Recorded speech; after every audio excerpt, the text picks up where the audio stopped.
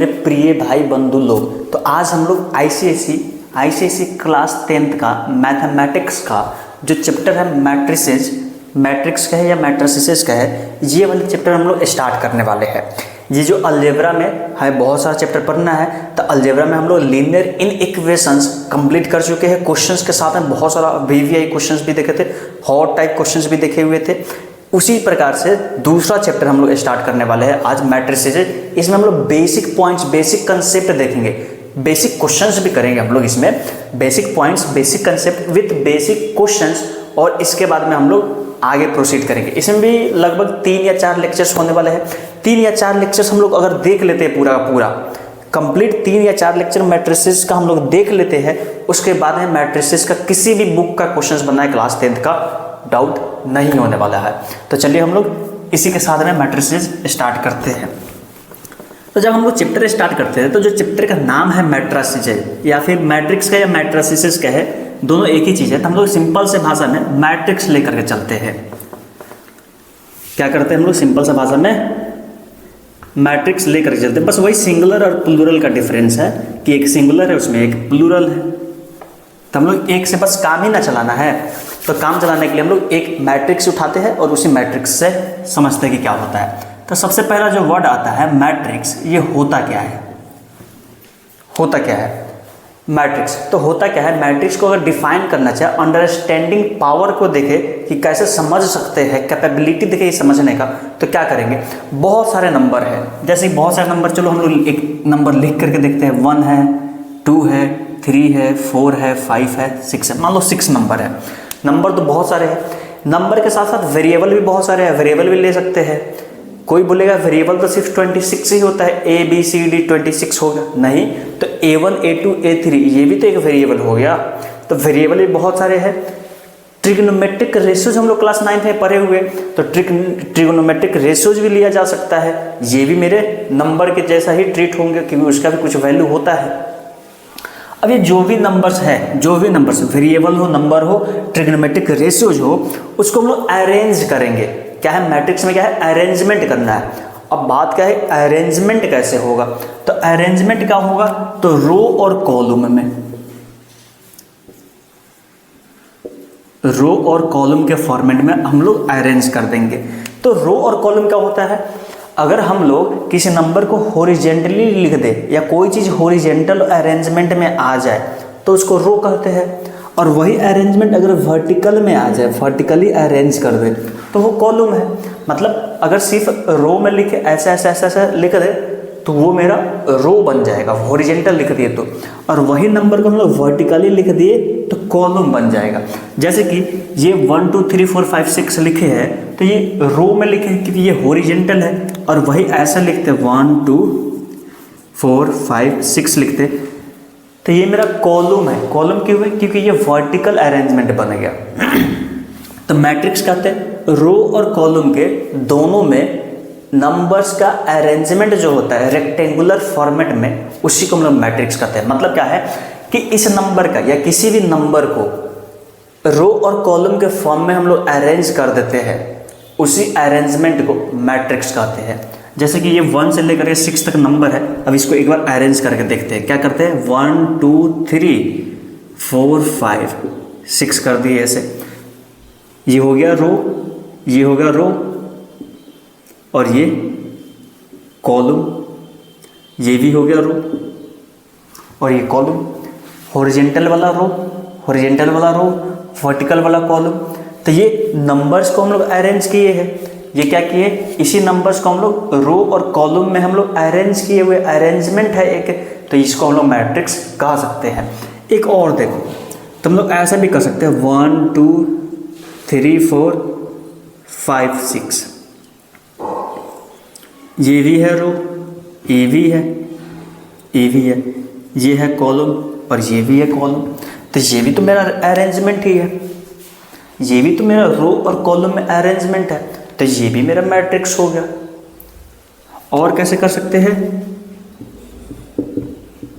sin -1 cos sin × tan, ये भी मेरा अरेंजमेंट है। ये है मेरा रो, ये भी है मेरा रो और ये है कॉलम और ये भी है मेरा कॉलम, तो ये भी मेरा अरेंजमेंट है। नंबर्स का ही तो अरेंजमेंट किए हुए है रो फॉर्मेट में, कॉलम फॉर्मेट में, तो ये भी हो जाएगा मेरा मैट्रिक्स। तो मैट्रिक्स क्या होता है, डेफिनेशन के साथ साथ एग्जांपल से समझ के कि मैट्रिक्स का मतलब क्या होता है, मैट्रिक्स क्या होते हैं। अब मैट्रिक्स में हम लोग जो रो और कॉलम में अलग अलग कर रहे हैं ना, तो इसको हम लोग कुछ स्टैंडर्ड वाइज लिखते हैं, स्टैंडर्ड टर्म वाइज लिखते हैं। क्या करते हैं, रो को पहले लिख देंगे, जितना वो रो है, किसी मैट्रिक्स ले लिए, किसी मैट्रिक्स में कितना रो है उसको पहले लिख दिए, और यहाँ पे मल्टीप्लाई का साइन दे दिए, और यहाँ पे लिख दिए कॉलम, जितना वो उस मैट्रिक्स में कॉलम है। तो ये जो फॉर्मेट लिखे रो मल्टीप्लाई कॉलम, तो इस फॉर्मेट में लिखे हुए चीज़ को मैट्रिक्स के लिए ऑर्डर कहते हैं। मतलब क्या है, अब इसमें देखो, इसके लिए हम लोग देखते हैं कि इसमें क्या होगा। तो इसके लिए जब हम लोग चेक करेंगे तो इसमें रो कितना है, एक रो और एक रो, दो रो है तो दो लिख देंगे।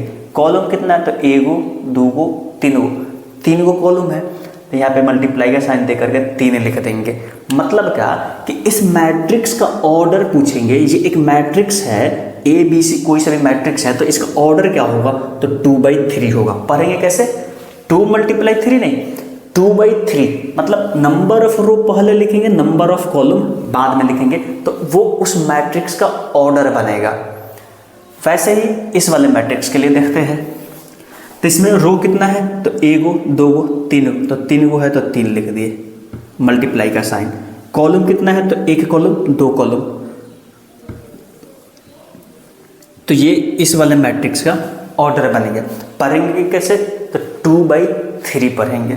वैसे ही इस वाले को हम लोग लिख सकते हैं, इसका ऑर्डर क्या होगा, तो इसका एगो रो, 2 रो, तो नंबर ऑफ रो 2 होगा, कॉलम 1, 2, कॉलम भी 2, तो 2/, तो ये होगा इस मैट्रिक्स का ऑर्डर।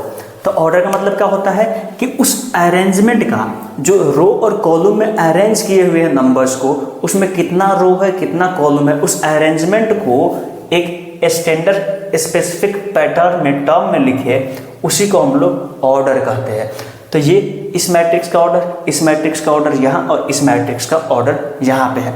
उस ऑर्डर से क्या पता चल सकता है, तो उस ऑर्डर से नंबर ऑफ एलिमेंट पता चल सकता है कि उस मैट्रिक्स के अंदर में कितना एलिमेंट आया है। जैसे कि इसमें ऑर्डर से क्या पता चला, इसमें कितना वो एलिमेंट है, तो 2 3 जा 6, 2 3 जा 6, मतलब इसमें 6 गो एलिमेंट होगा। काउंट कर लो, 1 2 3 4 5 6। फिर इसमें भी 2 3 जा 6, 1 2 3 4 5 6, तो इसमें भी नंबर ऑफ एलिमेंट पता चलेगा। इसमें 2 2 जा 4, 1 2 3 4, मतलब ऑर्डर से हम लोग नंबर ऑफ एलिमेंट पता कर सकते हैं कि उस मैट्रिक्स में, उस जिस मैट्रिक्स का ये ऑर्डर है, उसमें नंबर ऑफ एलिमेंट कितना वो होगा, सबसे पहला चीज़। दूसरा चीज़, उसमें रो कितना होगा, कॉलम कितना होगा, ये पता चलेगा। तो मैट्रिक्स हम लोग क्या निकाल सकते हैं, मैट्रिक्स समझिए कि मैट्रिक्स क्या होते हैं, किसी भी नंबर का रेक्टेंगुलर अरेंजमेंट होता है रो और कॉलम के फॉर्मेट में, rectangular arrangement of number in row and column form. Row और कॉलम फॉर्म में हम लोग किसी भी नंबर को अरेंज कर देंगे तो वही मेरा मैट्रिक्स बन जाता है। अगर जितना रो है और जितना कॉलम है उसको हम लोग एक फिक्स पैटर्न में लिख देंगे, नंबर ऑफ रो मल्टीप्लाई करके नंबर ऑफ कॉलम लिख देंगे, तो उस चीज़ को, उस मटेरियल को ऑर्डर कहेंगे। ये है मेरा ऑर्डर। अगर दोनों को हम लोग मल्टीप्लाई करके जो आंसर ले आते हैं, जैसे कि 2 3 2 जा 6 या फिर 2 3 जा 6 हो गया, तो ये हमेशा मेरा नंबर ऑफ एलिमेंट बताएगा कि उस पार्टिकुलर मैट्रिक्स में नंबर ऑफ एलिमेंट कितना आया है या कितना वो है। तो ये सब चीज़ यहाँ तक हम लोग देख लिए हुए। ये जो ऑर्डर होगा, हमेशा पहले नंबर ऑफ रो लिखेंगे, मल्टीप्लाई नंबर ऑफ कॉलम लिखेंगे। ऑर्डर के लिए ऑर्डर क्या होगा, नंबर ऑफ रो और नंबर ऑफ कॉलम।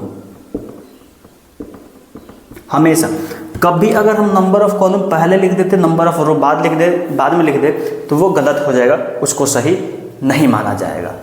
तो ये हो गया, ये एग्जाम्पल्स लिख सकते हो, यहाँ तक तो कोई दिक्कत नहीं होना चाहिए। अब हम लोग इसी के आगे में देखते हैं। अब क्या हुआ कि मैट्रिक्स दे दिया है या फिर मैट्रिक्स हो गया, ऑर्डर हो गया, तो उससे ये सब चीज़ नंबर ऑफ एलिमेंट निकाल सकते हैं, या फिर अब मैट्रिक्स समझ सकते हैं कि हाँ ये मैट्रिक्स है या नहीं है, हो सकता है। अब हम लोग इसी के आगे में देखने वाले हैं। अब मान लो कि नंबर ऑफ एलिमेंट्स दे दिया है कि एक मैट्रिक्स एक्स वाई जेड कोई सा भी मैट्रिक्स है, उस मैट्रिक्स में अगर इतना वो एलिमेंट है तो उसका ऑर्डर कितना होगा, है ना, उल्टा पुल्टा सवाल। जैसे कि एक मैट्रिक्स है जिसमें नंबर ऑफ एलिमेंट, मान लो कि दे दिया है नंबर ऑफ एलिमेंट 20। एक मैट्रिक्स एक्स वाई जेड कोई सा भी मैट्रिक्स है, उस मैट्रिक्स में अगर टोटल नंबर ऑफ एलिमेंट 20 है तो उस पार्टिकुलर मैट्रिक्स का ऑर्डर क्या होगा, पॉसिबल ऑर्डर क्या होगा। इस मैट्रिक्स का पॉसिबल ऑर्डर क्या होने वाला है जी। तो यहाँ पे देखो नंबर ऑफ एलिमेंट अगर 20 है, कितना भी है, और उसका हमको पार्टिकुलर ऑर्डर निकालना है कि क्या होगा, तो सबसे पहला इसका फैक्टर कर देंगे, इस 20 का फैक्टर। तो 20 का फैक्टर क्या होगा, 1 होगा, 2 होगा, 4 होगा, 5 होगा, 10 होगा, 20 होगा। अगर नंबर ऑफ एलिमेंट दे दिया हुआ है और उसमें हमसे पूछा हुआ है कि उस मैट्रिक्स का पॉसिबल ऑर्डर क्या होने वाला है, तो जितना भी नंबर ऑफ एलिमेंट है उस नंबर ऑफ एलिमेंट का क्या करेंगे, फैक्टर निकाल देंगे कि कौन कौन नंबर से ये कटने वाला है, वही उसका फैक्टर होता है। तो फैक्टर निकल जाएगा मेरा यहाँ पे। तो फैक्टर निकल गया 20 का, 1 होता है, 2 होता है, 4 होता है, 5 होता है, 10 होता है, 20 होता है। तो फैक्टर निकल जाएगा तो क्या करेंगे, 1 को 20 से मल्टीप्लाई करेंगे तो 20 आएगा। कॉम्बिनेशन कि कौन कौन का प्रोडक्ट 20 हो रहा है, इसमें से दो दो का, 1 इंटू 20 होगा, 20 इंटू 1 भी तो 20 होगा। तो ये पहला ऑर्डर, ये दूसरा ऑर्डर, मतलब ये भी ऑर्डर पॉसिबल हो सकता है। अगर कोई मैट्रिक्स है जिसमें 20 नंबर ऑफ एलिमेंट्स है तो हो सकता है कि ये वाला ऑर्डर हो सकता है, ये वाला ऑर्डर हो। और क्या पॉसिबल है, 2 और 10, 2 इंटू 10 और 10 इंटू 2, ये दोनों भी पॉसिबल ऑर्डर हो गए। फिर 4 और 5, तो 4 इंटू 5 और 5 इंटू 4, ये दोनों भी पॉसिबल ऑर्डर है। मतलब कि अगर 20 नंबर ऑफ एलिमेंट्स वाला कोई मैट्रिक्स है तो उसके पॉसिबल ऑर्डर कितने को होंगे, तो 1 2 3 4 5 6, तो टोटल 6 तरीके का मैट्रिक्स हो सकता है। हो सकता है कि नंबर ऑफ कॉलम 1 हो और नंबर ऑफ रो 1 हो और नंबर ऑफ कॉलम 20 हो जाए।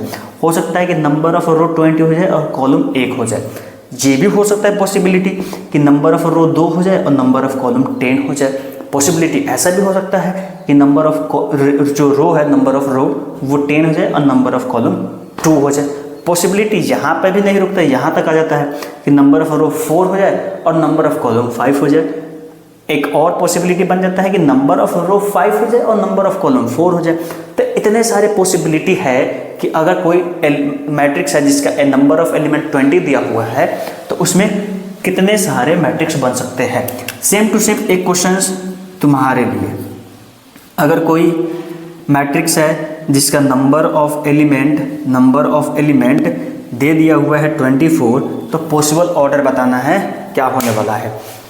एक मैट्रिक्स है एक्स वाई जेड, कोई मैट्रिक्स है जिसमें नंबर ऑफ एलिमेंट 24 है, तो बताना क्या है कि उसमें कितने पॉसिबल ऑर्डर होंगे, क्या क्या मैट्रिक्स पॉसिबल है। ये बताने से पहले एक चीज़ देखो, 4/5 और 5/4 दोनों अलग अलग चीज़ है ऑर्डर के फॉर्मेट में। ऑर्डर 4/5 और 5/4 दोनों अलग अलग चीज़ है। इसमें नंबर ऑफ रो 4 है, इसमें नंबर ऑफ रो 5 है, दोनों अलग अलग है। ये नहीं कि लिख दिए ऐसे ही, ऐसे नहीं देखेंगे कि मल्टीप्लाई में है, मल्टीप्लाई में पहले लिखे या बाद में लिखे, उससे कॉम्यूटेटिव लॉ जो होता है मल्टीप्लाई में इधर उधर कर दो, उससे कोई फर्क नहीं पड़ता। लेकिन इसमें फ़र्क पड़ता है इसको इधर इधर रखने से, क्योंकि नंबर ऑफ रो और नंबर ऑफ कॉलम चेंज हो जाएगा।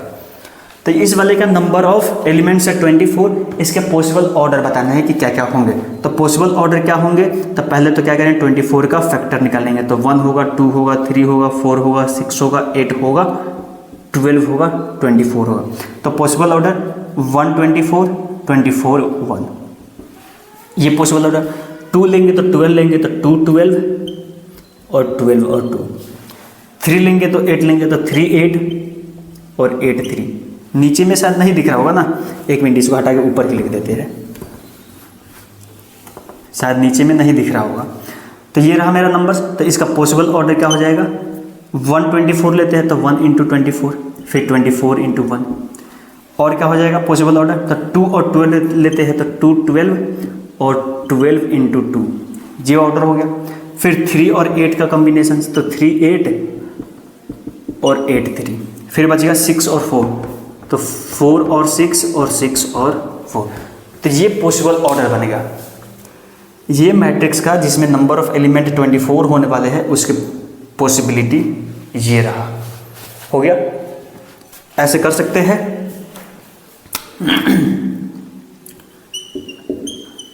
नंबर ऑफ एलिमेंट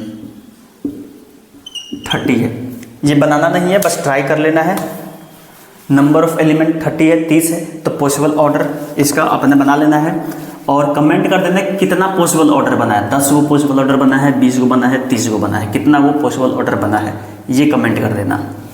ठीक है, अब हम लोग आगे में देखते हैं कि क्या है आगे में। आगे में है जनरल रिप्रेजेंटेशंस या फिर नोटेशन भी बोलते हैं उसका, मैट्रिक्स का नोटेशंस। तो मैट्रिक्स का नोटेशंस क्या होगा वो देखते हैं। नोटेशंस ऑफ मैट्रिक्स ये हो गया, ये करना है खुद से, यहाँ पे इसका नहीं। नोटेशन ऑफ मैट्रिक्स मतलब कि किसी भी मैट्रिक्स को नोटेट कैसे करते हैं, रिप्रेजेंट कैसे करते हैं, सिंबॉलिक रिप्रेजेंटेशंस कैसे करते हैं। जैसे कोई मैट्रिक्स है ए, तो इस मैट्रिक्स को हम लोग लिखेंगे AIJ M/n। अब इसका मतलब समझो, I मतलब होता है रो, J मतलब होता है कॉलम, M/n तो ऑर्डर है। छोटा n लिखे या बड़ा n लिखे वही है, ये क्या है ऑर्डर है, M/n ऑर्डर है। अब कोई सा भी मैट्रिक्स है, कोई सा भी मैट्रिक्स है, उस मैट्रिक्स को हम लोग शॉर्टकट में ऐसे रिप्रेजेंट कर सकते हैं। कोई सा भी मैट्रिक्स दे दे, उस मैट्रिक्स को हम लोग शॉर्टकट में ऐसे रिप्रेजेंट कर सकते हैं।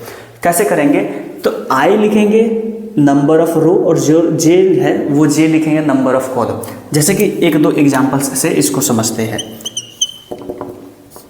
कोई मैट्रिक्स है A जो AIJ है और उसका ऑर्डर है 2/3। अब इसको हमको क्या क्या एलिमेंट्स होंगे, कौन कौन से एलिमेंट होंगे और मैट्रिक्स कैसे बनेगा वो देखेंगे। तो कैसे होगा, इसमें नंबर ऑफ रो कितना है, 2 गो है, तो 2 गो रो बना दो, 1 रो 2 गो, 1 रो 2 गो रो। नंबर ऑफ कॉलम कितना है, 3 है, तो 1 कॉलम 2 कॉलम 3 कॉलम, ये बनेगा मेरा मैट्रिक्स। 1 रो 2 रो, 2 गो रो है, 3 गो कॉलम, 1 गो 2 गो 3 गो, 3 गो कॉलम हो गया। इसके बाद में क्या करना है, ये पहला रो है, ये पहला रो है तो सब में पहले 1 1 1 लिख देंगे। ये दूसरा रो है तो 2 2 2 लिख देंगे। हो गया। ये पहला कॉलम है तो 1 1 लिख देंगे। ये दूसरा कॉलम है तो 2 2 लिख देंगे। ये तीसरा कॉलम है तो 3 3 लिख देंगे। ये बस इस क्लास 10th में बस समझने के लिए है, इतना ही बस। यूजेज क्या होने वाला है अगले साल नहीं 12th में मिलेंगे मैट्रिक्स में। इसमें क्या देता है समझ सुन लो, देता क्या है वहाँ पे करने के लिए क्या देता है वो सुन लो। क्या दे देगा, AIJ दे देगा और I में और J में कुछ रिलेशन दे देगा कि I = J+1, I = इतना उतना उतना, ऐसा कुछ रिलेशन देकर वैल्यू कर देगा। तो जब इसका हमको निकालना होगा ना तो I 1 है तो J 1 होगा, वहाँ रख के सॉल्व करेंगे I का वैल्यू कितना, J का वैल्यू, फिर इसका फिर इसका फिर इसका, तो उसका पार्टिकुलर एलिमेंट निकलेगा। ऐसे हम लोगों को 2 साल बाद जब 12th में जाएंगे तब करना होगा। इस क्लास में बस इसको बस ऐसे ही समझ लेना है, इतना ही है। किसी बुक में तो इतना भी नहीं दिया है क्लास 10th के लिए, क्योंकि इसका कोई क्वेश्चन नहीं आता है, कुछ नहीं है, बस एक्स्ट्रा समझ लो, एक्स्ट्रा में समझ लो है। तो ये हो गया, बस ये हो गया मेरा 2/3 का। ऐसे ही एक और देख लो, जैसे कि मान लो कोई मैट्रिक्स B है, BIJ, कोई मैट्रिक्स B है BIJ, उसका ऑर्डर है 3/2। तो उस मैट्रिक्स को कैसे लिखेंगे, तो बी लिख देंगे। नंबर ऑफ रो कितना है 3, तो 1 रो 2 रो 3 रो, 3 गो रो हो गया। कॉलम कितना है 2 गो, तो 1 गो कॉलम दूसरी का कॉलम, ये हो गया। अब बात आया नंबरिंग का, तो ये है पहला रो तो 1 1, ये है दूसरा रो तो 2 2, ये है तीसरा रो तो 3 3, ये है पहला कॉलम तो 1 1 1, ये है दूसरा कॉलम तो 2 2, ये हो गया। बिल्कुल आसान है, कैसे लिखना है, अरेंजमेंट कैसे करना है, कोई दिक्कत वाला बात नहीं है। तो कोई दिक्कत वाला बात नहीं है तो ये वाला लिखो। कोई मैट्रिक्स X है Xij 3/4, कोई मैट्रिक्स X है Xij 3/4। अब इसको हम लोग ई वाले को ऐसे अरेंज करके एलिमेंटल रिप्रेजेंटेशंस, एलिमेंट में रिप्रेजेंट करें तो एलिमेंटल रिप्रेजेंटेशंस होगा। तो उसको एलिमेंट में रिप्रेजेंट करके ट्राई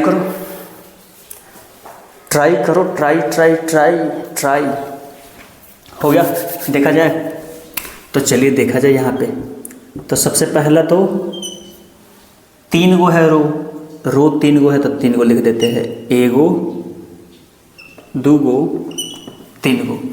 कॉलम है 4 गो, तो पहला कॉलम दूसरा कॉलम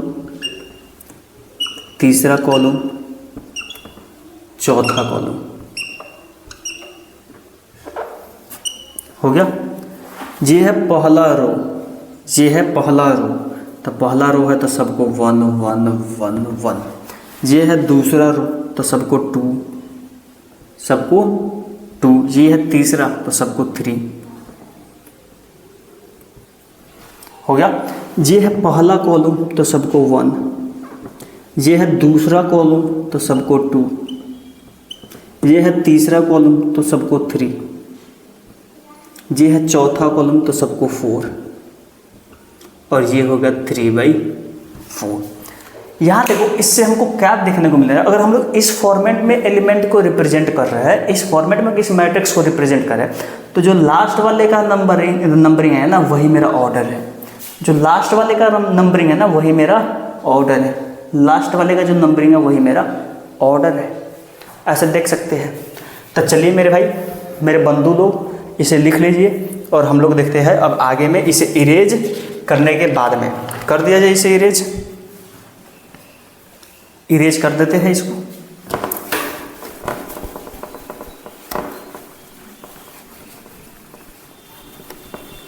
अब हम लोग इसके बाद में इसके टाइप्स देखने वाले हैं। भाई देख तो लिए बहुत सारा चीज़, अब इसके टाइप अलग अलग मैट्रिक्स देख रहे हैं, बहुत सारा अलग अलग अजीबो गरीबो देख रहे हैं, उसी के कुछ टाइप्स देखने वाले हैं। कुछ ही होते तो बहुत ज़्यादा है, होते टाइप्स तो बहुत ज़्यादा है, उसमें से गिने चुने ही देखने हैं।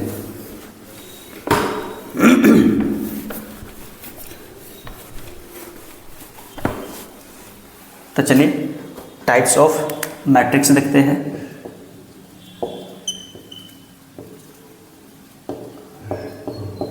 तो जो सबसे पहला टाइप्स है वो है रो मैट्रिक्स, दूसरा टाइप है कॉलम,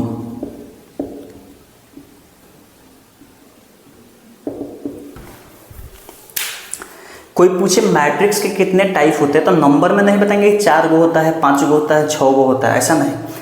कुछ एग्जाम्पल से बता देंगे मैट्रिक्स टाइप ये है ये है ये है, ऐसे बोलेंगे ना तो कंट्राडिक्टेड हो जाएगा। ऐसे बोलेंगे ना कि मैट्रिक्स का टाइप 2 गो होता है, मैट्रिक्स का टाइप 3 गो होता है, मैट्रिक्स का जो टाइप होता है 10 गो होता है, तो कंट्राडिक्टेड हो जाएगा। मैट्रिक्स के टाइप का कौन कौन होता है तो रो मैट्रिक्स, कॉलम, ये नाम रख के बता देंगे ये मैट्रिक्स होते हैं, ऐसे करेंगे। तो जो मैट्रिक्स का जो टाइप है वो है पहला रो मैट्रिक्स है, दूसरा कॉलम मैट्रिक्स है। तो ये दोनों हमें समझना है। अब एक मैट्रिक्स ले लेते हैं, कोई सा भी एक मैट्रिक्स, रैंडम मैट्रिक्स ले लिए। अब वैसा मैट्रिक्स जिसमें नंबर ऑफ रो है एक ही होना चाहिए, उसको हम लोग रो मैट्रिक्स कहेंगे। वैसा मैट्रिक्स जिसमें नंबर ऑफ रो एक हो, नंबर ऑफ कॉलम की कोई बात नहीं, नंबर ऑफ कॉलम का कोई टेंशन नहीं कि नंबर ऑफ कॉलम 1 होगा, 2 होगा, 3 होगा, 10 होगा, 20 होगा, 30 होगा, कितना होगा उससे कोई लेना देना नहीं है, बस नंबर ऑफ रो मेरा 1 होना चाहिए तो रो मैट्रिक्स हो गया। एग्जाम्पल्स देखते हैं।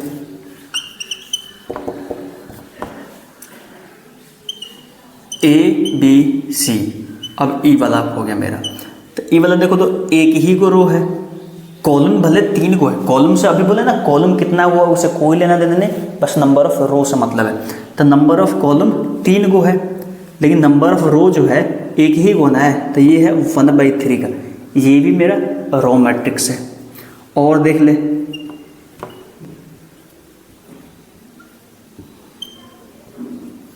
इसमें भी नंबर ऑफ रो एक ही को है, नंबर ऑफ कॉलम तो 1 गो, 2 गो, 3 गो, 4 गो, 5 गो है, नंबर ऑफ रो 1 गो है, नंबर ऑफ रो 1 गो है, तो ये रो मैट्रिक्स हो गया खत्म। नंबर ऑफ कॉलम इसमें अब 1 होना चाहिए, तो कॉलम नंबर ऑफ कॉलम 1 होगा, नंबर ऑफ कॉलम 1 होगा तो वो होगा कॉलम मैट्रिक्स बस। तो नंबर ऑफ कॉलम 1 कैसे होगा, तो ऐसे होगा 1 2 3, जो रो है 3 गो होगा, 1 गो, 2 गो, 3 गो हो गया। नंबर ऑफ कॉलम तो 1 ही गो है, और क्या लिख सकते हैं 2 3 5 और 9 2 11, क्या बन गया ये तो मुहावरा बन गया। मुहावरा देखे ना, 9 अच्छा 2 3 5 9 2 11, ये सब मुहावरा ना, 9 2 11 हो गया मतलब भाग गया। तो यहाँ देखो, यहाँ पे रो 1 गो है, 2 गो है, 3 गो है, 4 गो है, 5 गो है, 6 गो है, तो नंबर ऑफ रो 6 गो है, कॉलम तो 1 ही गुना है, तो ये मेरा है कॉलम मैट्रिक्स, ये है मेरा रो मैट्रिक्स। मतलब रो मैट्रिक्स का मतलब वैसा मैट्रिक्स जिसमें नंबर ऑफ रो 1 होना चाहिए, कॉलम कितना होगा कोई लेना देना नहीं है, तो वो हो गया रो मैट्रिक्स। कॉलम मैट्रिक्स तो नंबर ऑफ कॉलम 1 होना चाहिए, नंबर ऑफ रो की कोई गारंटी नहीं कितना वो होना चाहिए, तो वो हो गया कॉलम मैट्रिक्स। उसका ये एग्जांपल्स, इसे लिख लीजिए तो हम लोग आगे देखते हैं। हो गया, एक और यहाँ पे देख ही सकते हैं ना हम लोग, जीरो मैट्रिक्स। जीरो मैट्रिक्स बोले या फिर नल मैट्रिक्स बोले,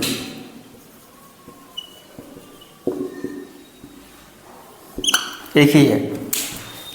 अब कोई ऐसा नहीं पढ़ लेगा कि zero matrix by null matrix, ऐसा नहीं है। जीरो मैट्रिक्स या नल मैट्रिक्स दोनों एक ही चीज़ है।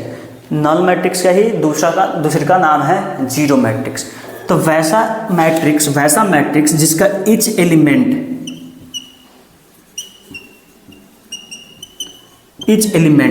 जीरो हो, सब एलिमेंट जीरो हो, सब का सब, इस सब जो एलिमेंट दिख रहा है ये सब जीरो होना चाहिए, ये सब एलिमेंट जीरो होना चाहिए। सब एलिमेंट अगर जीरो हो गया तो वो मेरा जीरो मैट्रिक्स या फिर नल मैट्रिक्स हो गया। जैसा कि 0 0 0, ये भी मेरा जीरो मैट्रिक्स है। 0 0 0, ये भी मेरा जीरो मैट्रिक्स है। 0 0 0 0, ये भी मेरा जीरो मैट्रिक्स है। 0 0 0 0 0 0, ये भी मेरा नल मैट्रिक्स है या फिर जीरो मैट्रिक्स है। तो यहाँ पे देखो, रो मैट्रिक्स वाला भी जीरो मैट्रिक्स हो सकता है कि अगर सब एलिमेंट जीरो हो, तो कॉलम वाला भी हो सकता है, ये भी हो सकता है, ये भी हो सकता है। बस जीरो मैट्रिक्स या नल मैट्रिक्स का मतलब क्या होता है कि सारे उसमें जो भी एलिमेंट है सब जीरो होना चाहिए, तो वो जीरो मैट्रिक्स या फिर नल मैट्रिक्स हो गया। जो जीरो मैट्रिक्स है या फिर नल मैट्रिक्स है उसको हम लोग ओ से रिप्रेजेंट करते हैं, ओ से। अब ये देखने में लगेगा कि जीरो है या ओ है, थोड़ा कंट्राडिक्टेड, थोड़ा सा समझ लो ना, समझ में नहीं आ रहा कि ओ लिखे है या जीरो लिखे है, अब है एक ही जैसा, लेकिन इसका रिप्रेजेंटेशन है ये वाला। जीरो मैट्रिक्स का मैट्रिक्स जो है उसका रिप्रेजेंटेशन होता है ओ। जीरो मैट्रिक्स का रिप्रेजेंटेशन होता है ओ। हो गया होगा, यहाँ तक लिख लिए होंगे। टाइप्स ऑफ मैट्रिक्स में क्या देखे हम लोग, रो मैट्रिक्स देखे। क्या होता है रो मैट्रिक्स, जिसमें कॉलम की तो कोई गारंटी नहीं। रो मैट्रिक्स क्या होगा, जिसमें कॉलम की कोई गारंटी नहीं, लेकिन नंबर ऑफ रो की गारंटी है कि एक ही वो होगा, तो वो होगा रो मैट्रिक्स। फिर देखिए कॉलम मैट्रिक्स। तो कॉलम मैट्रिक्स क्या होता है? तो वैसा मैट्रिक्स जिसमें रो की कोई गारंटी नहीं, नंबर ऑफ रो का कोई गारंटी नहीं, बस नंबर ऑफ कॉलम क्या होना चाहिए? एक होना चाहिए, तो वो हो गया मेरा कॉलम मैट्रिक्स हो गया। इसके बाद में हम लोग जो देखने वाले हैं वो है स्क्वायर मैट्रिक्स और रेक्टेंगुलर मैट्रिक्स। क्या है इसके बाद में? रेक्टेंगुलर और स्क्वायर।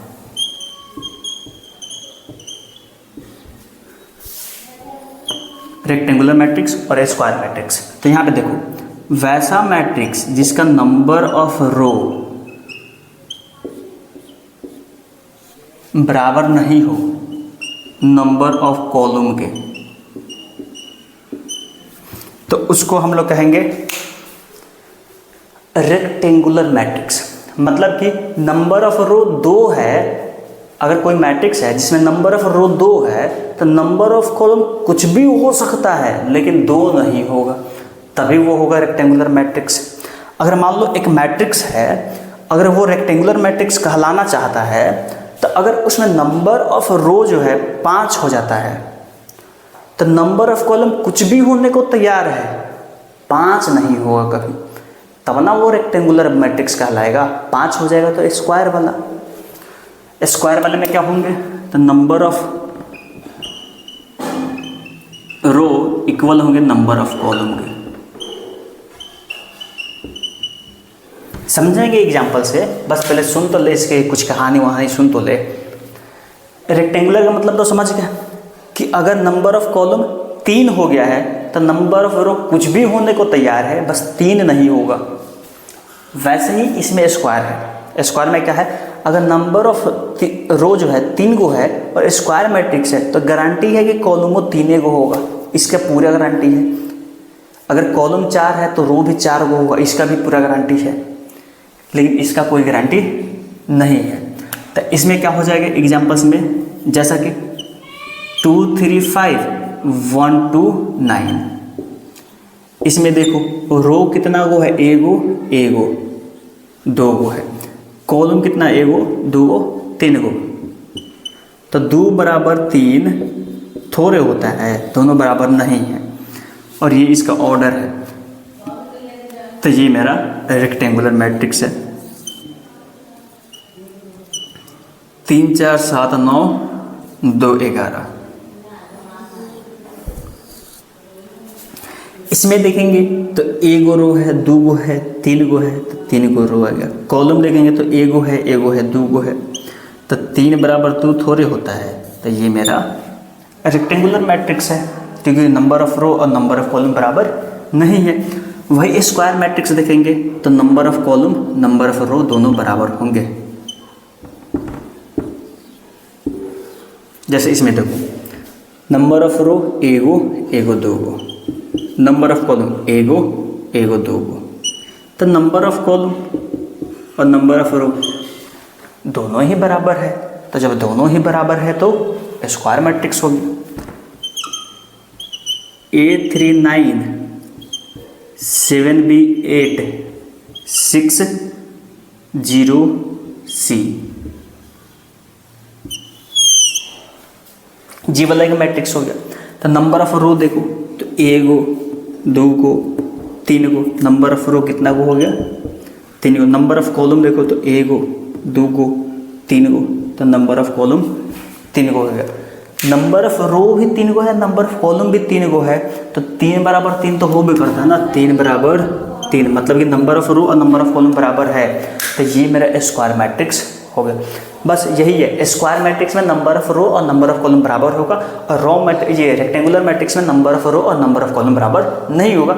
एग्जाम्पल्स देख सकते हैं। रेक्टेंगुलर मैट्रिक्स में हमें इतना ही देखना है। स्क्वायर मैट्रिक्स में एक और चीज़ हमें देखना है, तो चलो देख लेते हैं। ई देखो,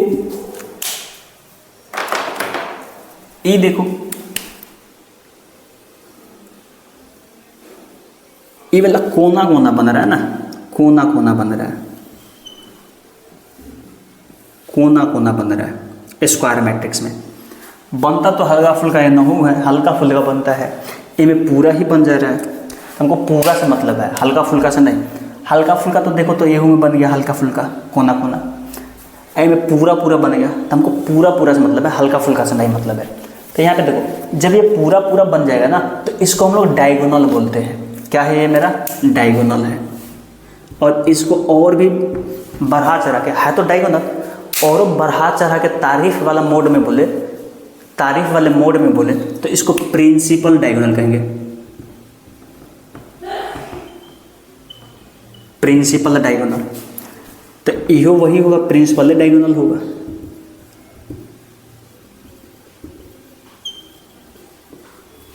ये है प्रिंसिपल डायगोनल।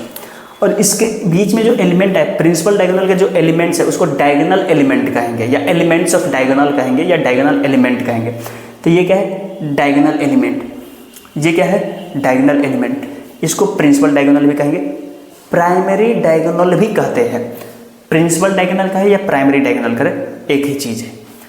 ये क्या है डायगोनल एलिमेंट्स, ये क्या है नॉन डायगोनल एलिमेंट्स है। ये है डायगोनल एलिमेंट्स और ये क्या है नॉन डायगोनल एलिमेंट्स है। तो ये सब के सब मेरे नॉन डायगोनल एलिमेंट है, ये डायगोनल एलिमेंट्स है, ये भी नॉन डायगोनल एलिमेंट्स है। और इसको प्रिंसिपल डायगोनल या फिर प्राइमरी डायगोनल कहते हैं। एक डायगोनल इधर से भी बन रहा है, एक डायगोनल इधर से भी बन रहा है, एक डायगोनल इधर से भी बन रहा है। वो होता है ना स्कूल में जो मॉनिटर होता है क्लास का, या फिर किसी भी चीज़ का इंचार्ज होता है, स्पोर्ट इंचार्ज हो गया, असेंबली कंडक्ट कराने वाला हो गया, उसका रोल थोड़ा अलग चलता है। और जो नॉर्मल स्टूडेंट है उसका थोड़ा सा वैल्यू कम होता है, होता तो है लेकिन उसका थोड़ा सा कम होता है। वैसे ये समझ जाओ ये वाला है कंडक्ट कराने वाला, किसी चीज़ का इंचार्ज होगा या असेंबली कंडक्ट कराता होगा, ये सेम ये। तो ये प्रिंसिपल डायगोनल है ना, उसका इम्पोर्टेंस है इसलिए इसको बताया जाता है। इसका इम्पोर्टेंस जस्ट अगले का टाइप में पता चलेगा, इसका इम्पोर्टेंस नहीं है तो इसलिए इसको छोड़ियो देंगे ना, तो कोनो लेना देना नहीं। सेकेंडरी डायगोनल वैसे बोलते हैं, नाम के लिए सेकेंडरी डायगोनल कह देंगे। यूज नहीं है तुम्हारे स्कूल में, तुम्हारा यूज नहीं है। अगर तुम किसी चीज़ का इंचार्ज हो तो तुम्हारा यूज है, तुम जाओ ये करो, तुम जाओ ये कर, काम में जाओ, यहाँ जाओ, ये करो वो करो, कुछ नहीं है। गए बैठ गए पढ़ रहे, स्कूल ख़त्म घरे आ गए, इतना ही ना। वैसे ही इसका भी काम है, कोई वैल्यू नहीं। तो चलिए इसे हटाने के बाद में हम लोग कुछ आगे जब डायगोनल देखे हैं, प्रिंसिपल डायगोनल देखे हैं, तो डायगोनल से रिलेटेड कुछ बताने वाले हैं तब तो देखे है ना। तो चलिए उनको देख लिया जाए।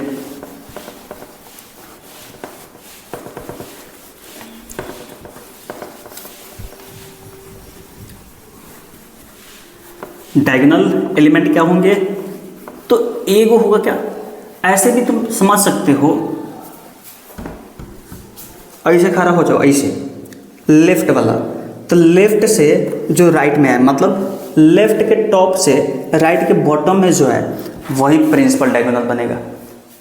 ऐसे खड़ा हो जाओ, लेफ्ट के जो टॉप में होगा और राइट के जो बॉटम में होगा वही वाला एलिमेंट मेरा लेफ्ट के टॉप राइट का बॉटम जो एलिमेंट आएगा वो सब का सब एलिमेंट मेरा डायगोनल एलिमेंट हो जाएगा। ऐसे भी देख सकते हैं भाई। याद करने का 100 गो तरीका है, बस तुमको याद करना है, समझना है, ये ना, ये से दूसर कुछ हो।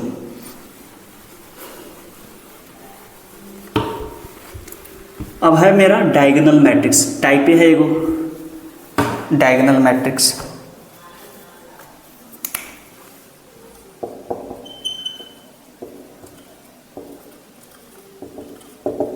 और एगो है यूनिट मैट्रिक्स। इसी का दूसरे का नाम है आइडेंटिटी।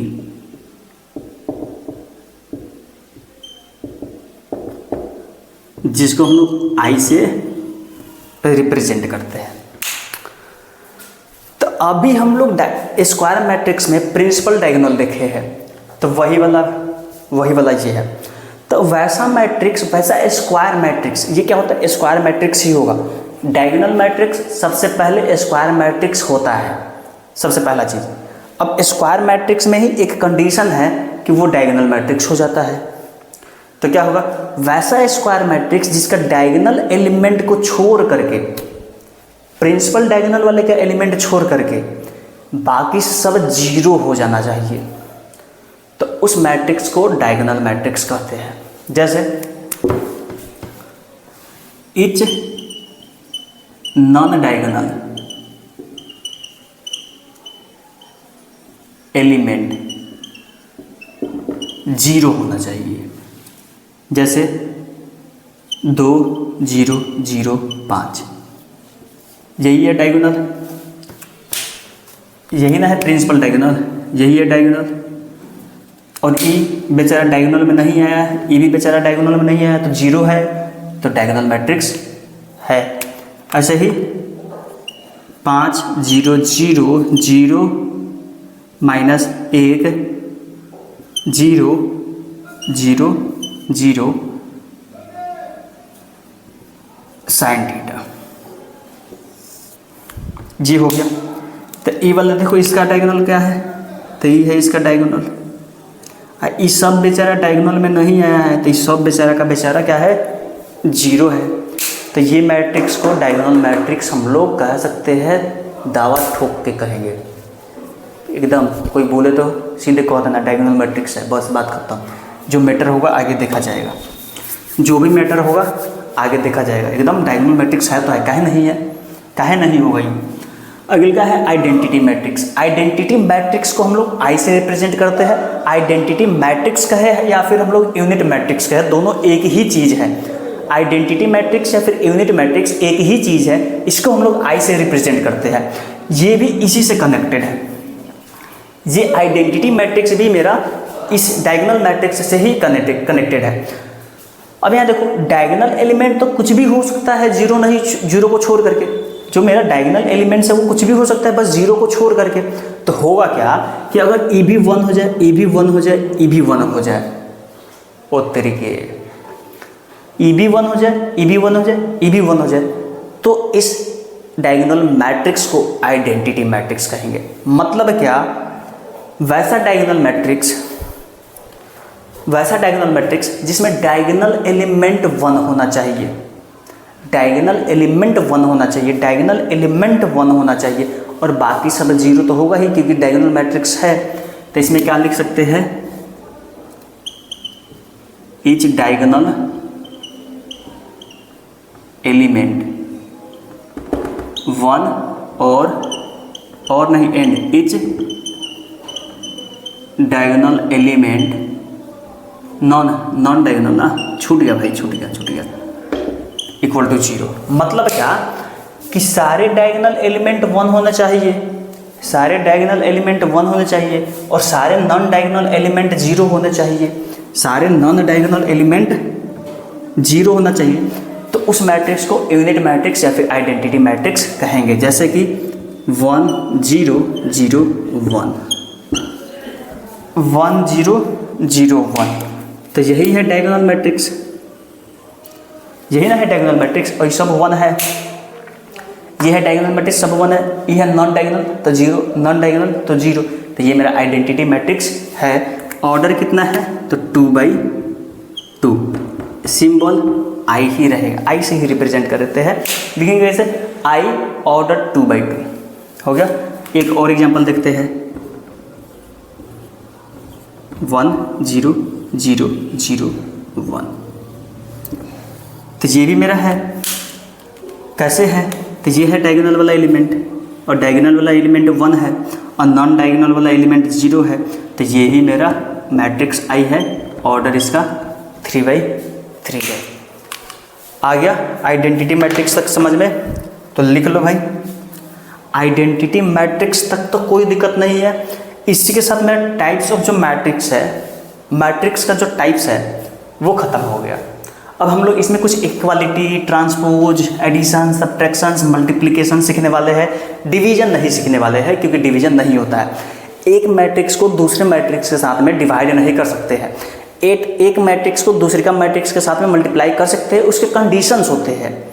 एक मैट्रिक्स को दूसरे मैट्रिक्स के साथ में जोड़ सकते, घटा सकते, उसके कंडीशंस होते हैं, लेकिन डिवाइड नहीं कर सकते। उसके पूरे कंडीशन यही होते हैं कि डिवाइड नहीं कर सकते हैं। तो उसी को कुछ सीखना है, तो कुछ हम लोग देखने वाले हैं। क्या देखने वाले हैं? तो वो है मेरा जो हम लोग देखने वाले हैं अभी, वो है इक्वालिटी ऑफ मैट्रिक्स। और इक्वालिटी ऑफ मैट्रिक्स पे कुछ क्वेश्चंस भी करेंगे हम लोग। यहाँ से क्वेश्चंस बनाने वाला टाइप शुरू, क्वेश्चंस बनाने वाले शुरू। हालांकि जो चीज़ हम लोग सीखे हैं क्वेश्चन बनाने में वो सब भी यूज में आएगा, लेकिन क्वेश्चंस मेन जो है सॉल्विंग कैपेबिलिटी है, सॉल्विंग जो क्वेश्चंस में आने वाले हैं, यूज आने वाला है सॉल्व करने के लिए, वो यहाँ से स्टार्ट होंगे।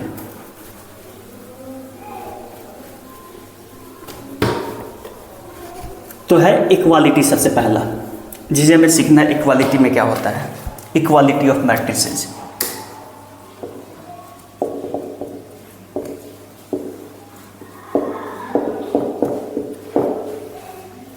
अब यहां देखो, इक्वालिटी ऑफ मैट्रिक्स मतलब कि दो मैट्रिक्स होगा, जैसे कि मान लो ए है और बी है। अगर ये दोनों मैट्रिक्स आपस में इक्वल होता है, जैसे कि ये है मैट्रिक्स ए, ये है मैट्रिक्स बी, अगर ये दोनों मैट्रिक्स आपस में इक्वल होंगे तो क्या क्या कंडीशन होगा ये देखो। इफ ए बराबर बी, इफ ए बराबर बी, तो क्या होगा? तो सबसे पहला देखो, ऑर्डर ऑफ ए बराबर ऑर्डर ऑफ बी, मतलब मैट्रिक्स ए का जो ऑर्डर होगा वही मैट्रिक्स बी का भी ऑर्डर होना ही चाहिए, गारंटी। सबसे पहला चीज नंबर एक, तो चीज है बड़ी मस्त मस्त वही वाला चीज नंबर एक, order of matrix A equal to order of matrix B. तो ये है मेरा मैट्रिक्स ए, इसका ऑर्डर मान लो 2/3 है, तो इसका भी 2/3 गारंटी ही होगा अगर बराबर है तो। अगर बराबर है तो इसका मैट्रिक्स का ऑर्डर है 2/3, तो इसका भी ऑर्डर 2/3 होगा, इसका पूरा गारंटी है। एक को कम ना ज़्यादा होगा। अगर मान लो ये हटा दे और दूसरा चीज़ लिख दे, 4/5 लिख दे, तो यो 4/5 ही होगा। क्यों?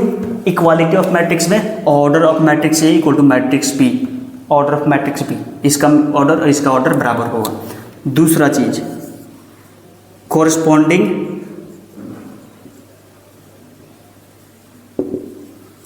एलिमेंट्स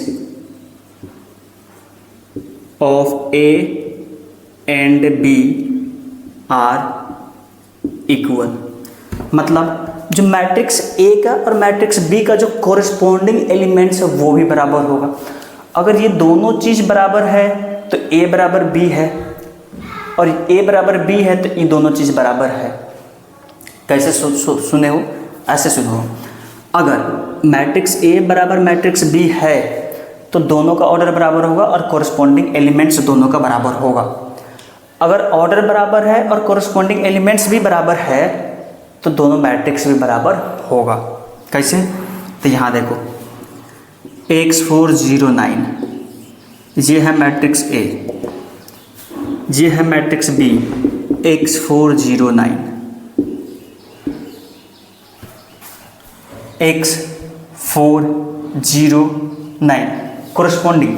एक और देख लो, थोड़ा सा कंट्राडिक्टेड है।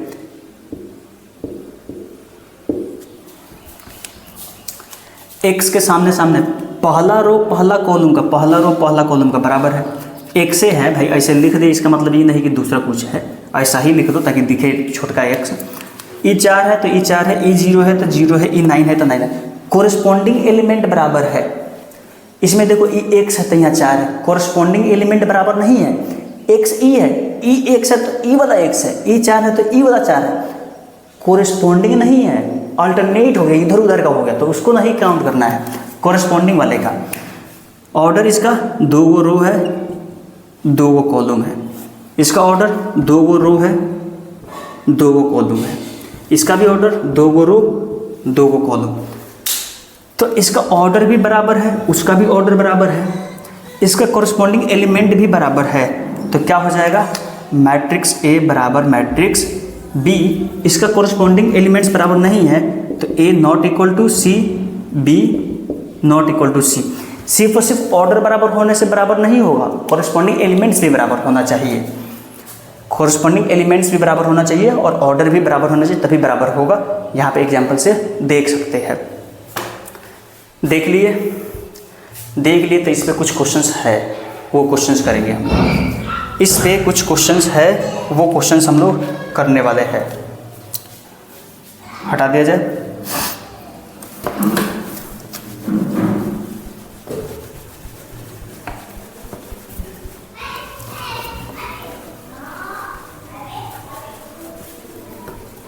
तो चलिए यहाँ पे हम लोग जो क्वेश्चंस है उसे स्टार्ट करने वाले हैं। ज़्यादा क्वेश्चंस नहीं है, लेकिन इक्वालिटी पे कुछ प्रैक्टिस तो बनता है। जैसे पार्टी तो बनती है, वैसे ही इक्वालिटी पे क्वेश्चन तो बनता है।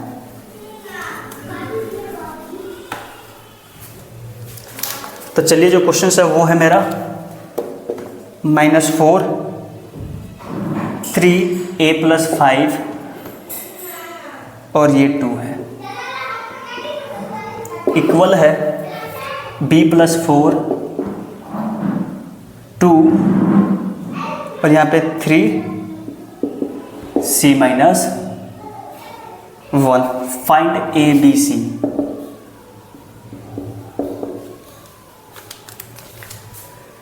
ये क्वेश्चंस दे दिया हुआ है, इसमें a b c हमें निकालना है। मतलब क्या है कि ये वाला मैट्रिक्स और ये वाला मैट्रिक्स बराबर दे दिया हुआ है। अब हमें a का वैल्यू, b का वैल्यू, c का वैल्यू निकालना है। तो इक्वालिटी ऑफ मैट्रिक्स अभी हम लोग देखे हैं कि अगर दो मैट्रिक्स इक्वल होगा तो कोरिस्पॉन्डिंग एलिमेंट इक्वल होना चाहिए।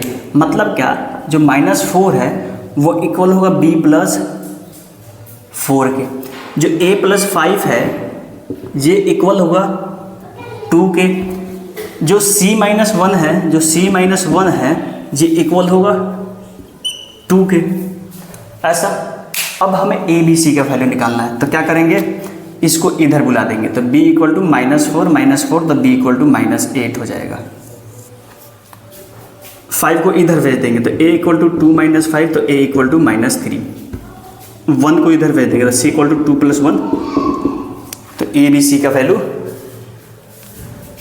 a का, b का, c का, तीनों का वैल्यू निकलेगा। बस ये है इक्वालिटी ऑफ मैट्रिक्स पे क्वेश्चंस। ऐसे बनाने हैं क्वेश्चंस को। हो गया। अगला क्वेश्चंस है a - b b + c 0 equal है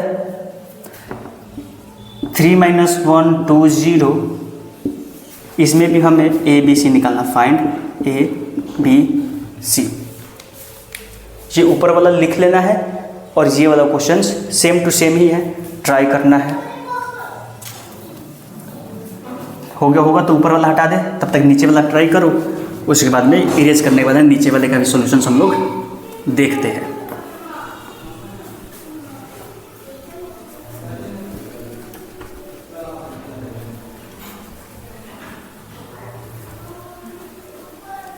हो गया। अब यहाँ देखो, ये वाला मैट्रिक्स और ये वाला मैट्रिक्स जब इक्वल दे दिया हुआ है तो कोरिस्पॉन्डिंग एलिमेंट्स भी इक्वल होगा। मतलब ये वाला इसके बराबर है, तो लिख सकते हैं a = 3। ये वाला नंबर इसके बराबर है, मतलब क्या, a - b = -1 और ये b + c = 2। a 3 हो गया है, a की जगह पे 3 रख दो, -b -1, ये b इधर जाएगा, ये 1 इधर आएगा, तो 3 + 1 = b, तो b = 4 आएगा। यहाँ पे b का वैल्यू 4 रख दो, c रख दो और 2 रख दो, तो c = 2 - 4 तो c = -2। a का, b का, c का, तीनों का वैल्यू निकलेगा। हो गया। बस इक्वालिटी ऑफ मैट्रिक्स पे ऐसे ही क्वेश्चंस बनाने। ये रहे क्वेश्चंस। तो इक्वालिटी ऑफ मैट्रिक्स कंप्लीट। अब हमें एडिशन सब्ट्रैक्शन से देखने हैं। हटा दीजिए इसको भी। और भी क्वेश्चंस हम लोग देखेंगे, बस कुछ टॉपिक देखे तो उस टॉपिक में बेसिक क्वेश्चंस, बेसिक चीज़ हम लोग सीख लिए। अब जब हम लोग सारे चीज़ सीख लेंगे ना, सबको मिक्स करके जो क्वेश्चंस होते हैं ना, मिक्स वाले जो एग्जाम में जो हॉट क्वेश्चंस बनते हैं, वो सब क्वेश्चंस करेंगे। पहले सारा कंसेप्ट सीख तो ले। अब है एडिशन।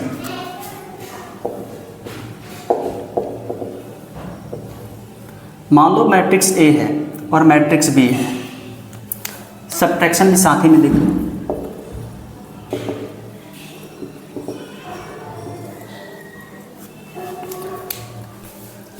तो मैट्रिक्स ए और मैट्रिक्स बी है, तो ये दोनों मैट्रिक्स ऐड कब होगा, इसका कंडीशन होता है एक। तो मैट्रिक्स ए को और मैट्रिक्स बी को हम लोग ऐड करेंगे। कब ऐड करेंगे, जब दोनों के ऑर्डर बराबर होंगे। मतलब क्या, order of A equal to order of B. अगर दोनों मैट्रिक्स के ऑर्डर इक्वल होंगे तभी ए प्लस बी एग्जिस्ट करेगा और ए माइनस बी एग्जिस्ट करेगा। अगर ये इक्वल नहीं होते तो ये ए प्लस बी भी एग्जिस्ट नहीं करता और ए माइनस बी भी एग्जिस्ट नहीं करता। मतलब क्या कि हमें किसी भी दो मैट्रिक्स को ऐड करना हो या किसी भी दो मैट्रिक्स को सब्ट्रैक्ट करना हो तो उस दोनों मैट्रिक्स का जो ऑर्डर होगा वो ऑर्डर इक्वल होना चाहिए। चलो तो मेरा a प्लस बी या फिर a माइनस बी कब एग्जिस्ट करेगा, जब a का ऑर्डर और b का ऑर्डर एग्जैक्ट सेम होगा तब ही जाकर दोनों एग्जिस्ट करेगा। जैसे कि मान लो a का ऑर्डर है 2/3 और b का ऑर्डर है 3/2, तो मेरा क्या है, यहाँ पे 2/3 है a का और यहाँ पे है 3/2 b का। ये दोनों इक्वल नहीं है, मतलब a प्लस बी भी नहीं होगा, ये भी नहीं बन पाएगा और a माइनस बी भी नहीं बन पाएगा। वही मान लो मेरा अगर मैट्रिक्स a का ऑर्डर होता 2/3 और b का भी ऑर्डर होता 2/3, तो a का ऑर्डर और b का ऑर्डर इक्वल है तो a प्लस बी भी हम लोग निकाल सकते हैं और b प्लस a या a प्लस बी एक ही ना हुआ, और a माइनस बी भी, ये दोनों का दोनों ही हम लोग निकाल सकते हैं। कब, जब दोनों के ऑर्डर इक्वल होंगे तब ही। निकालेंगे कैसे, वो क्वेश्चंस के हेल्प से समझते हैं। निकालेंगे कैसे, वो क्वेश्चन के हेल्प से समझते हैं। तो ये लिख लो कंडीशंस, यहाँ पे ये भी पॉसिबल है, ये भी पॉसिबल है, इसके लिए ये पॉसिबल नहीं है। ये कंडीशन लिख लो, उसके बाद इस पर क्वेश्चंस करते हैं कैसे क्वेश्चंस बनेंगे, एडिशन कैसे करने हैं। ये टॉपिक्स, ये पॉइंट्स यूज आएंगे उसमें ऑर्डर चेक करने के लिए। ये ऑर्डर सेम है तो ऐड होगा, ऑर्डर सेम है तो सब्ट्रैक्ट भी होगा, ऑर्डर सेम नहीं है तो ऐड भी नहीं होगा, और ऑर्डर सेम नहीं है तो सब्ट्रैक्ट भी नहीं होगा। अब हम इसी को क्वेश्चंस में अप्लाई करके देखते हैं कैसे बनने वाले हैं। इस पे क्वेश्चंस करना है, इसी को हम लोग को सीखना है। इस पे पूरे का पूरा एक एक्सरसाइज भरा पड़ा होगा। क्वेश्चंस क्या है तो देखो, मैट्रिक्स ए दिया हुआ है, क्या है 4 2 -2 7, ये है मैट्रिक्स ए। मैट्रिक्स बी दिया हुआ है -2 1 3 -4।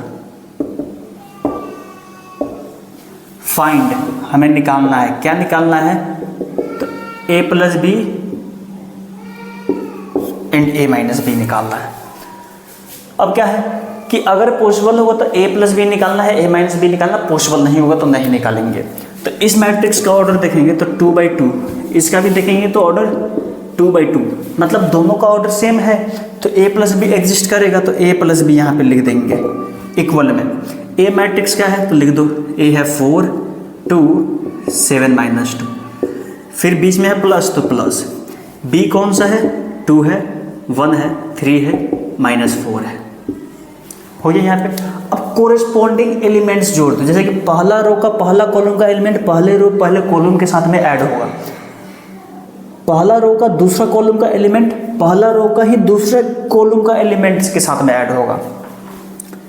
दूसरा रो पहला कॉलम तो दूसरा रो पहला कॉलम के साथ में ही ऐड होगा, और दूसरा रो दूसरा कॉलम का एलिमेंट दूसरे रो दूसरे कॉलम के साथ में ही ऐड और सब्ट्रैक्ट होगा। मतलब कोरेस्पॉन्डिंग एलिमेंट को ऐड और सब्ट्रैक्ट करेंगे। एडिशन में ऐड करेंगे, सब्ट्रैक्शन में सब्ट्रैक्ट करेंगे। तो ये 4 है, ये -2 है, तो 4 प्लस -2, ये 2 है और ये 1 है तो 2 + 1, ये 7 है तो 7 + 3 और ये -2 प्लस -4। ऐड के बाद में ये बन जाएगा, तो ऐड करके आंसर लिख देंगे। तो क्या हो जाएगा यहाँ पे ऐड 4 और ये -2 2 हो जाएगा, ये हो जाएगा 3 7 3 10 और ये दोनों तो -6। तो ये रहा मेरा a प्लस बी। ये रहा मेरा मैट्रिक्स ए प्लस बी। वही मेरा ए माइनस बी निकालना है, ए प्लस बी तो निकल गया ये वाला, अब ए माइनस बी निकालना है। तो ए माइनस बी के लिए ए माइनस बी लिख देंगे, फिर मैट्रिक्स का वैल्यू लिखो। तो क्या है 4 2 7 -2, फिर माइनस करना है, ए माइनस बी तो माइनस निकालना है तो माइनस रख देंगे।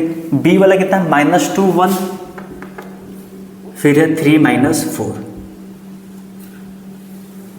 कर दिया, हो गया। फिर से कोरस्पॉन्डिंग वाले के साथ कोरस्पॉन्डिंग, तो 4 माइनस है तो माइनस, -2 है तो -2।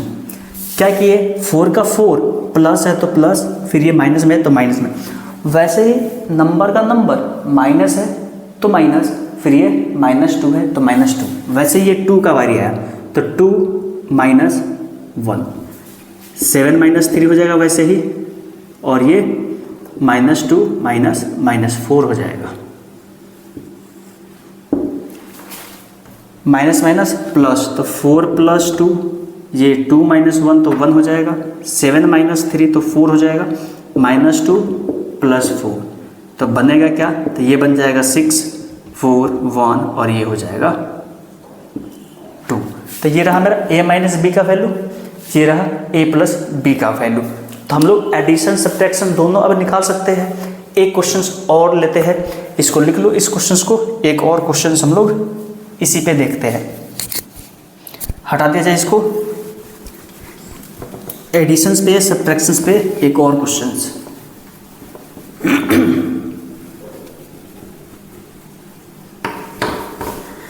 एडिशन में सब्ट्रैक्शन में क्या करना है, अगर सबसे पहला तो कंडीशन उसका है कि सेम ऑर्डर होना चाहिए, सेम ऑर्डर हो जाता है तो एडिशन हो या सब्ट्रैक्शंस हो, कोरिस्पोंडिंग एलिमेंट को कोरिस्पोंडिंग एलिमेंट के साथ में ऐड, एडिशन हो तो ऐड करेंगे, सब्ट्रैक्शंस होगा तो सब्ट्रैक्ट कर देंगे बस। अभी मल्टीप्लिकेशन बाकी है, एडिशन और सब्ट्रैक्शन इसमें हम लोग देखेंगे। मल्टीप्लिकेशन के लिए अगला जो क्वेश्चन है वो है 10 - 6 8 4, ये है matrix A, and matrix B क्या है 2 - 3 5 0। हमें निकालना क्या है a + b, a - b निकालना है। तो बता दिए कैसे निकालना है। ये इसका भी ऑर्डर तो 2/2 ही है, इसका भी 2/2 है, ऑर्डर सेम है तो दोनों पॉसिबल होंगे। जब दोनों पॉसिबल होंगे तो एक बार ट्राई करो, बताया जैसे बनने वाला है वैसे ट्राई करो, और ट्राई हो क्या हो तो चलो देखते हैं सॉल्यूशंस क्या होने वाले हैं। तो a + b, a कितना है 10 8 - 6 4, प्लस कर रहे हैं तो प्लस, b कितना है 2 - 3 5 0 हो गया ये। इसके बाद में 10 के साथ में 2 तो 10 + 2, ये 8 - 3 हो जाएगा, प्लस माइनस तो माइनस ही होगा ना, -6 + 5 और 4 + 0 तो बनेगा क्या 10 + 2 12, 8 में से 3 जाएगा तो 5, और ये -6 और 5 तो -1 और ये 4। तो ये रहा a + b का वैल्यू, a - b का वैल्यू। तो a का वैल्यू 10 8 - 6 4, तो 10 8 - 6 a हो गया, फिर माइनस b कितना है 2 - 3 5 0 हो जाएगा 10 - 2 8 माइनस में माइनस है, ये भी माइनस में है, -6 -5 और 4 - 0। तो 10 में से 2 जाएगा तो 8, माइनस माइनस प्लस तो 8 3 11, ये दोनों भी -11 ही हो जाएगा, और ये तो a + b और a - b दोनों निकलेगा। मतलब कि दो मैट्रिक्स को ऐड करना सब्ट्रैक्ट करना सीख गए हम लोग, दो मैट्रिक्स को ऐड और सब्ट्रैक्ट कर सकते हैं। अब है एडिटिव आइडेंटिटी और एडिटिव इनवर्स। एडिटिव आइडेंटिटी और एडिटिव इनवर्स, ये दो चीज़ हमें और देखनी है।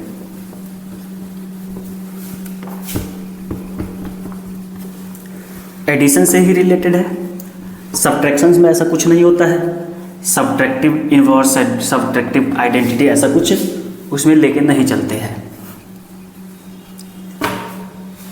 अब एडिटिव इनवर्स और आइडेंटिटी देखो,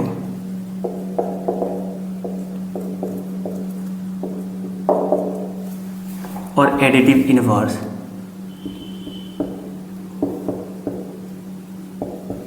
तो होगा क्या?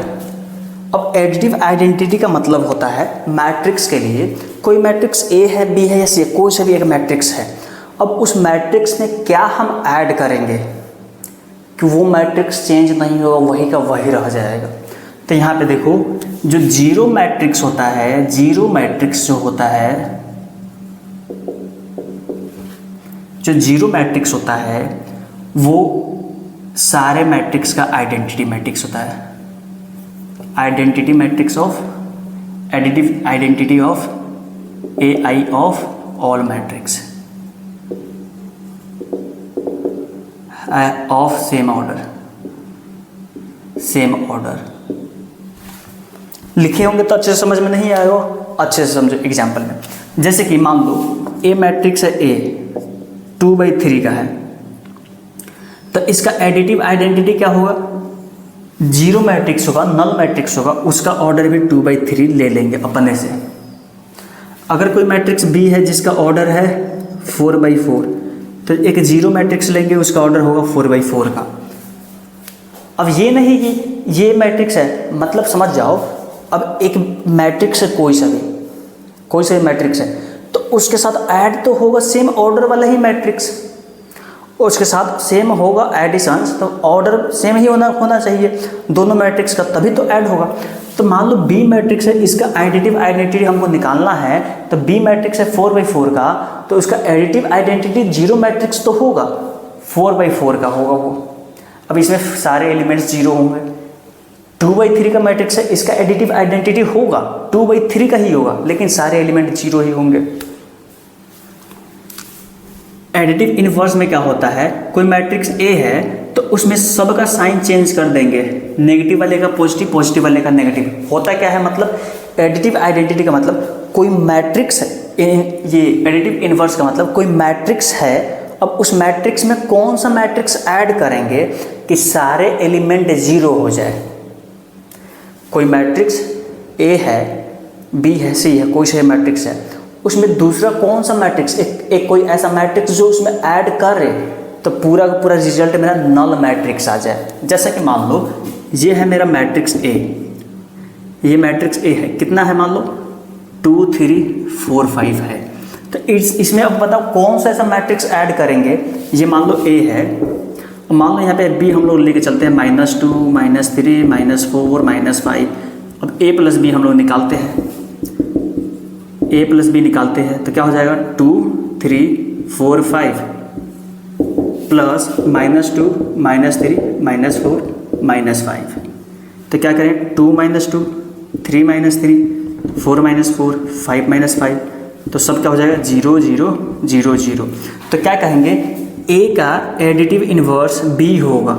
और सिंपल सा तरीका में देखें ना, सिंपल सा तरीका में, तो ए क्या है मेरा, ए जो है बी है वो -a के बराबर में है, बी मैट्रिक्स जो है ना वो -a के बराबर में है, सबके साथ माइनस है, सबके साथ माइनस है। मतलब क्या है, जो a होगा वो b का नेगेटिव अपोजिट साइन होगा, या फिर b होगा a का अपोजिट साइन होगा, यही होगा। मतलब क्या कहना चाहते हैं, अगर किसी भी मैट्रिक्स का एडिटिव इन्वर्स हमको निकालना है, कोई मैट्रिक्स है तो उसमें सबका साइन चेंज कर देंगे, अल्टरनेट कर देंगे, तो वो मेरा उसका एडिटिव इन्वर्स निकल जाएगा। जैसे मान लो यहाँ पे माइनस आता है तो यहाँ पे प्लस कर देते हैं। एक और एग्जांपल देख लो इसके लिए, जैसे मान लो एक मैट्रिक्स है ए 2 -3 -1 और 0 है, तो इसका एडिटिव इन्वर्स मान लो निकालते हैं बी, तो क्या होता है यहाँ पे प्लस में 2 है तो यहाँ पे -2 कर देते हैं, यहाँ पे माइनस में 3 है तो यहाँ पे +3 कर देते हैं, यहाँ पे माइनस में 1 है तो यहाँ पे +1 कर देते हैं। 0 का तो कोई साइन ही नहीं होता है, तो ये इसका क्या हो जाएगा, एडिटिव इन्वर्स हो जाएगा। यही है एडिटिव इन्वर्स का मतलब। एडिटिव इन्वर्स और एडिटिव आइडेंटिटी भी हम लोग समझ गए। अब जो हम लोग समझने वाले हैं वो है transpose, transpose of a matrix.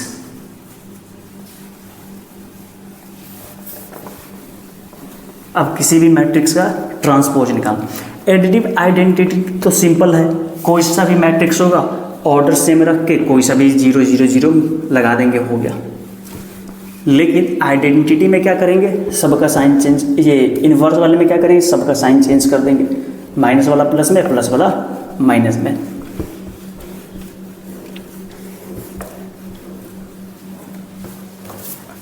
Transpose of matrix, तो कोई मैट्रिक्स है, अब उस मैट्रिक्स का रो कॉलम में कन्वर्ट कर देंगे और कॉलम रो में कन्वर्ट कर देंगे, तो उसी का उस मैट्रिक्स का ट्रांसपोज कहेंगे। जैसे मान लो मैट्रिक्स ए है तो इसका ट्रांसपोज हम लोग ए और यहाँ पे टी लिख करके रिप्रेजेंट करेंगे, पढ़ेंगे ऐसे ट्रांसपोज ऑफ मैट्रिक्स ए।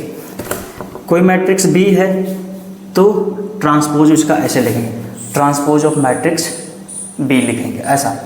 तो लिख एक एग्जांपल से समझते हैं, जैसे कि 1 2 3 4 5 6 ये एक मैट्रिक्स है और हमें ए का ट्रांसपोज निकालना है। तो क्या करते हैं, जो कॉलम है उसको रो में कन्वर्ट कर देते हैं और जो रो है उसको कॉलम में कन्वर्ट कर देते हैं। तो ये है मेरा रो, तो ये कॉलम में होना चाहिए, तो 1 2 3, ये भी है रो तो कॉलम में होना चाहिए, तो 4 5 आ गया, हो गया।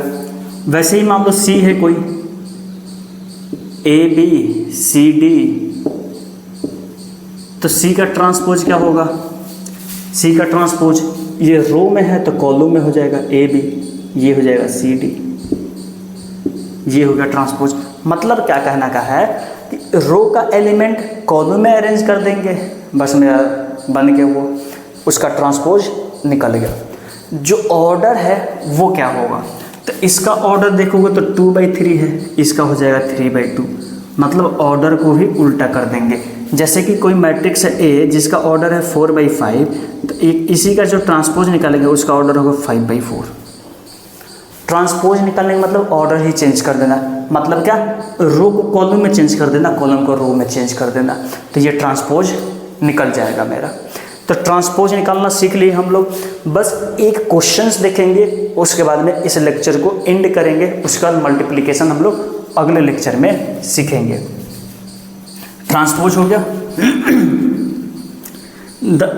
अच्छा, साइंस के लैंग्वेज में इसको डिफाइन करना चाहे तो कैसे करेंगे, द फेनोमेना, ये भी एक तरह से समझो तो साइंस के लैंग्वेज में ये चेंज को तो फेनोमेना ही ना कहेंगे, तो ये भी एक तरह का फेनोमेना ही है मैथमेटिक्स का, जिसमें रो कॉलम में चेंज होता है, कॉलम रो में चेंज होता है। क्वेश्चंस जो है वो है aij बराबर i प्लस जे है। अब हमें मैट्रिक्स ए निकालना है, find matrix A of order. Starting में ही नोटेशन वाला जो बताए थे, स्टार्टिंग में बताया ना कि ये नोटेशन जो आगे में यूज में आएंगे, नोटेशंस ऑफ मैट्रिक्स, वही वाला ए आई जे इक्वल टू ये है। हमें मैट्रिक्स ए का वैल्यू निकालना है जिस मैट्रिक्स का ऑर्डर 2/3 का होना चाहिए।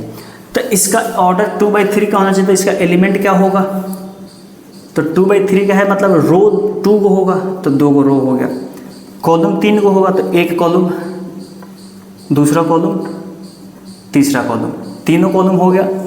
अब इसमें हमें क्या करना है, तो इसमें हमें करना है, ये पहला रो है, ये दूसरा रो है, ये पहला कॉलम है, ये दूसरा कॉलम है, ये तीसरा कॉलम है और ये 2/3 का है। ऐसा कर देंगे। अब इसका एलिमेंट क्या लिखेंगे, तो इसके हेल्प से लिखेंगे। आई का मतलब क्या होता है, तो रो, और जे का मतलब क्या होता है, तो कॉलम। तो ये एलिमेंट में रो कितना है, तो 1 है, कॉलम भी 1 है, तो यहाँ 1 1 रख के सॉल्व करेंगे तो कितना आएगा, 1 + 1 2 आ जाएगा, तो यहाँ पे 2 हो जाएगा। इसके लिए क्या रखना है, तो आई के जगह पे 1 और जे के जगह पे 2, तो 2 1 3, तो ये हो जाएगा 3। सेम इसके जगह पे आई के जगह पे 1 और जे के जगह पे 3, तो ये हो जाएगा 4। वैसे ही ये कितना हो जाएगा, तो 3 हो जाएगा। ये 4 हो जाएगा और ये बस ये मैट्रिक्स बनेगा। हमें करना क्या है, नोटेशन में आई जे में रिलेशन दे देगा और वही वाला वैल्यू हमें रख के निकाल देना है, सॉल्व करना है, निकल जाएगा।